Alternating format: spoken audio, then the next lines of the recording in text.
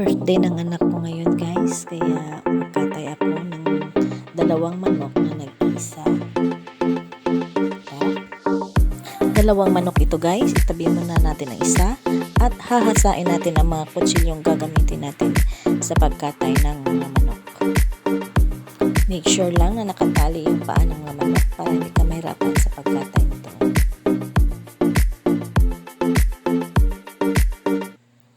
Mapurol pa din ang kutsilyo guys, kaya nahirapan ako sa pagkatay ng mga manok. Kawawa ang manok guys, matagal na matay.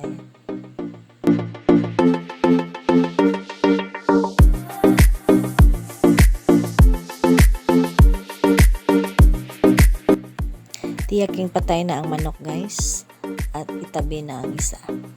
Isunod naman natin ang pangalawang manok.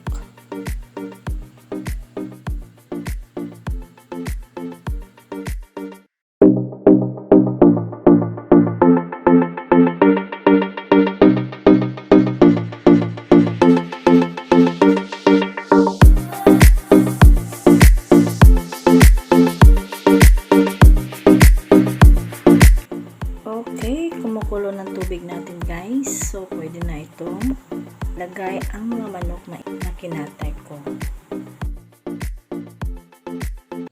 Ibuhos natin ang mainit na tubig at hayaan na nakababad ang mga manok upang madaling matanggal ang mga balahibo nito.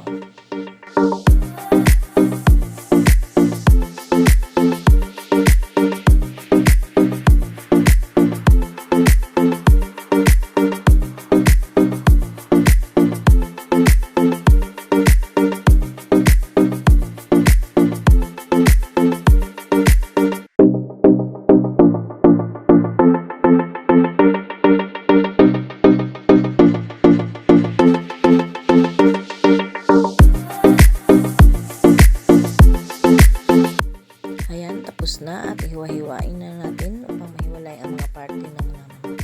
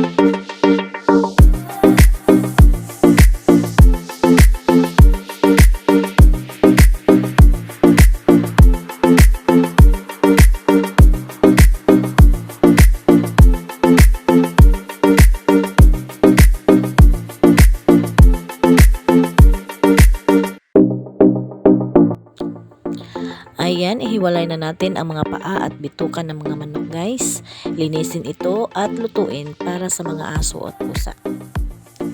If you like this video, please click like, share, and subscribe my channel. Thank you for watching. God bless you all.